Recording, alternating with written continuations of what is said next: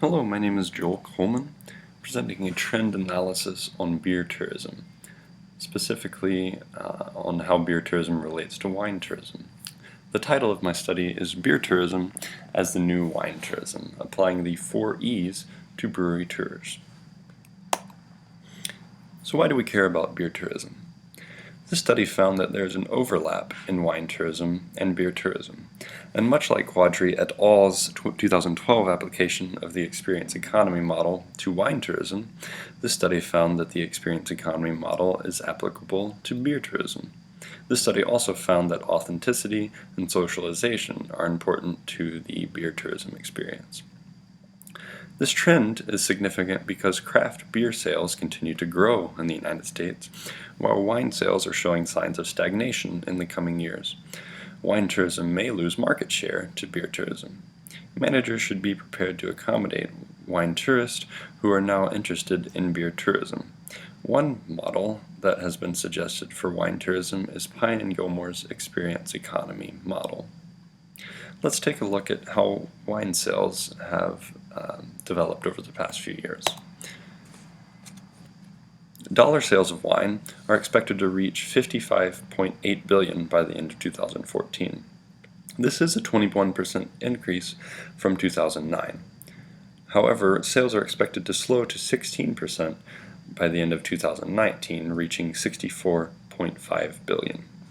Meanwhile, craft beer sales are expected to reach $20.4 billion by the end of 2014. This is doubling the sales of 2009. By the end of 2019, sales are supposed to reach $36.3 billion. This will be a 78% increase from 2014.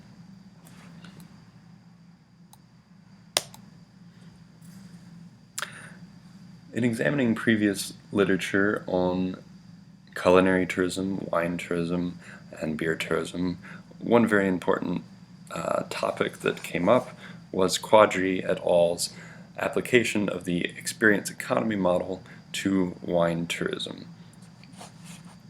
The experience economy model was developed by Pine and Gilmore in 1999. In 2012, Quadri applied it to wine tourism and did so by examining previous literature on wine tourism and noticing how previous literature had examined elements of each of the 4 E's: entertainment, education, aesthetics, and escapism, without explicitly applying them or explicitly relating them to the experience economy model. So Quadri took the previous research and then showed how the 4 E's are present when we speak of wine tourism, and the 4 E's should be used to develop a successful wine tourism program. Here we have a model showing how various activities relate to the 4 E's.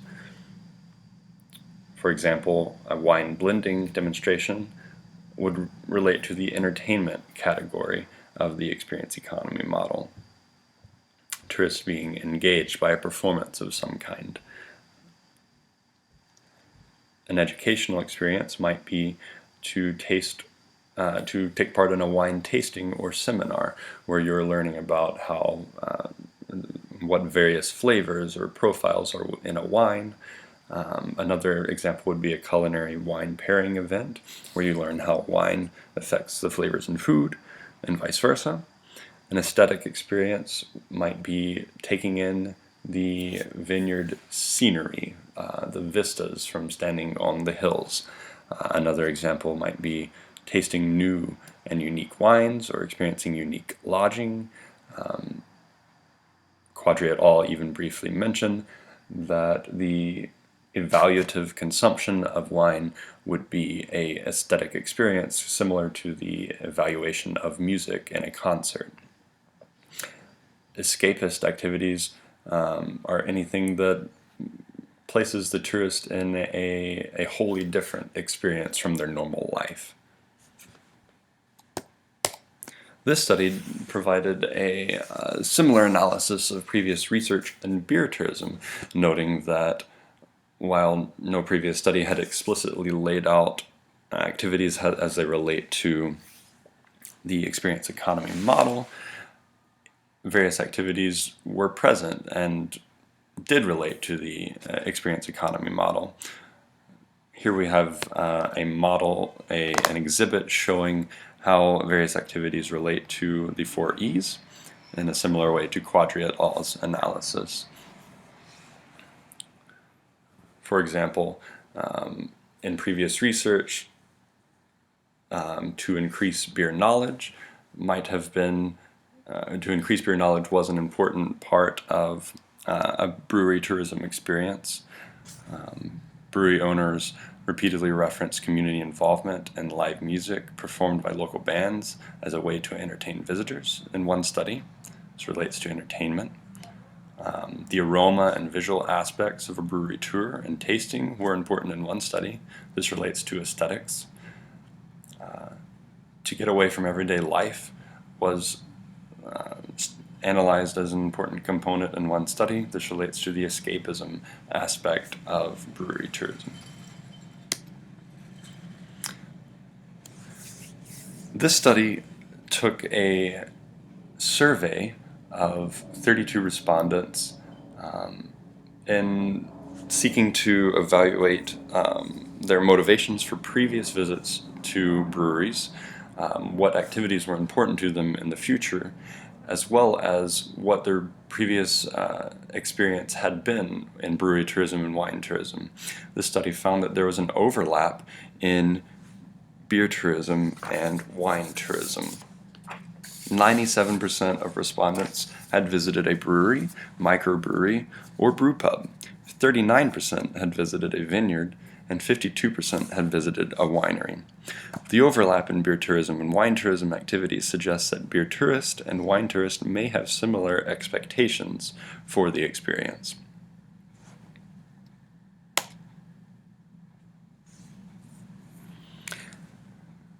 Respondents were asked to rate activities and their importance for future visits, as well as list previous motivations to go to a brewery. Analyzing these responses, we find that several activities related to education were important for the beer tourist. Learning about how ingredients are used, hearing about brewery history, beer pairings with meals, beer pairing with light appetizers, learning about how ingredients affect flavor, beer flights, beer tastings. These were all important aspects to respondents, and these all relate to education. Some aspects that were not important were learning about sourcing of ingredients, beer sommelier classes, or beer brewing classes. This suggests that while education may be important to the beer tourist, the level of learning that they wish to achieve may be simply a surface level knowledge. Further analysis should be done to determine whether this is true. A few items were listed as important in the entertainment category. 47% of respondents reported going to a brewery to have lunch or dinner. Observing the brewmaster at work was important. Observing brewery equipment in action was important. And drinking beer was very important. However, 34% of respondents reported going to a brewery to enjoy entertainment offerings like music, games, and etc. So only 34% of respondents reported in this way. Playing games, watching TV, listening to live music were not important activities for future visits.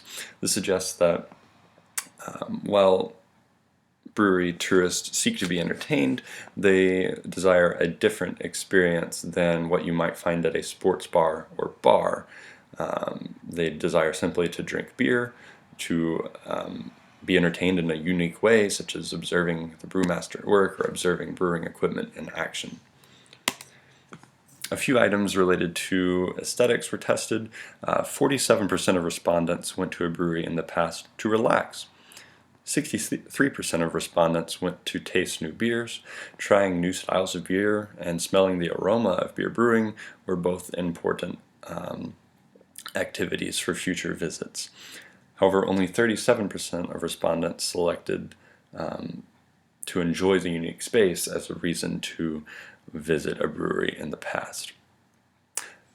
Under escapism, meeting the brewmaster, visiting more than one brewery to compare, drinking beer in an outdoor area, tasting beer pre-bottling, observing the raw materials at different stages of the brewing process, these are all rated as important, and these all are activities that place the tourist in a wholly different environment from their normal life. So this is part of the escapism experience. However, cooking with beer, meeting the owner, were not important activities for future visits, and only 34% of respondents went to a brewery to do something different. So what are the implications of these findings? First of all, brewery and destination managers can adapt previous strategies in wine tourism to beer tourism because of the overlap in the wine tourist and beer tourist. Again, 97% of respondents had visited a brewery, microbrewery, or brew pub, and 39% had visited a vineyard, and 52% had visited a winery. So many previous wine tourists are participating in beer tourists. Doesn't mean that they're stopping to participate in wine tourism, but they are now participating in beer tourism. The educational findings are important because we know now that education may be desired on a surface level. Further research should be done to determine whether this varies according to the type of establishment that they're visiting. This study examined people who visited large national breweries, microbreweries, and brew pubs. Perhaps someone visiting a microbrewery might be more interested in a deeper level of education than someone going to a brew pub or large national brewery. This also could vary according to the type of travel the tourist is on, whether they're on an extended vacation or whether this is a day trip or weekend trip. Further analysis should be done to determine whether this varies. The implications of the findings in entertainment are that managers should continue to allow visitors to drink beer and should continue to serve food as part of the experience. Eating food and appetizers was listed as an important part of the experience. Going to have lunch or dinner was important. This is probably more important with brew pubs. However, further analysis should be done to confirm this. Managers should also not stop at simply allowing visitors to view the equipment, but should ensure that visitors see the equipment being used. This was an important part of the experience to respondents, not just seeing the equipment, but wanting to see it in action was part of the entertainment. For the aesthetic experience, managers can market the brewery tour experience as a new way to engage one's senses. Managers could also develop other ways to engage the visitor's senses in a creative way, and developing new ways.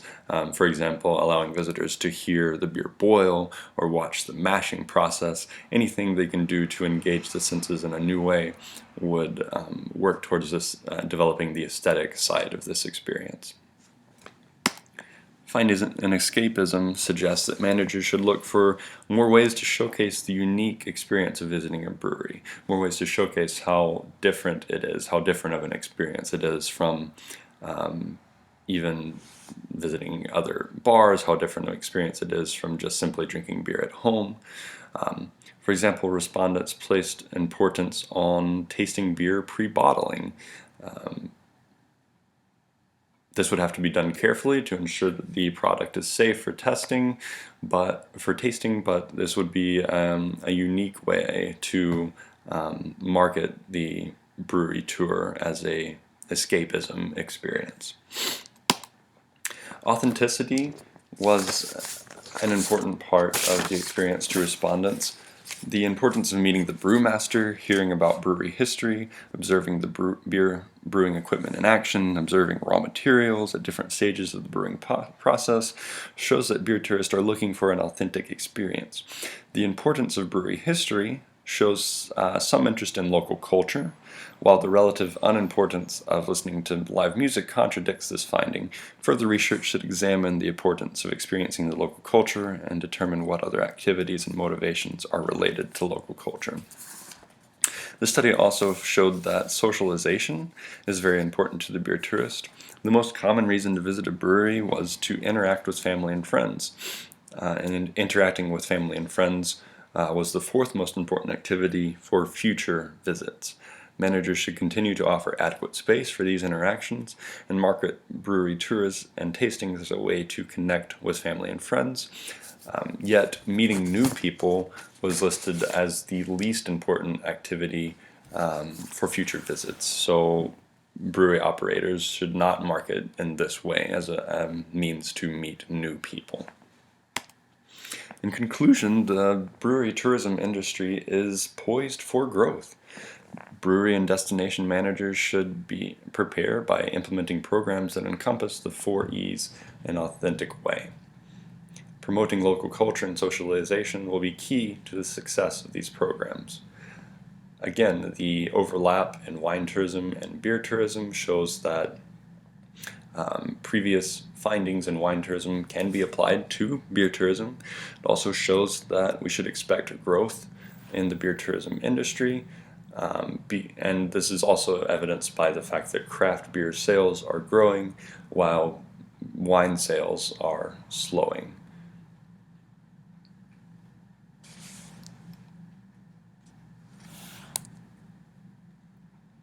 Well, thank you for listening to this presentation. I hope that has been helpful. For further questions, you may contact me at jc6202@nyu.edu.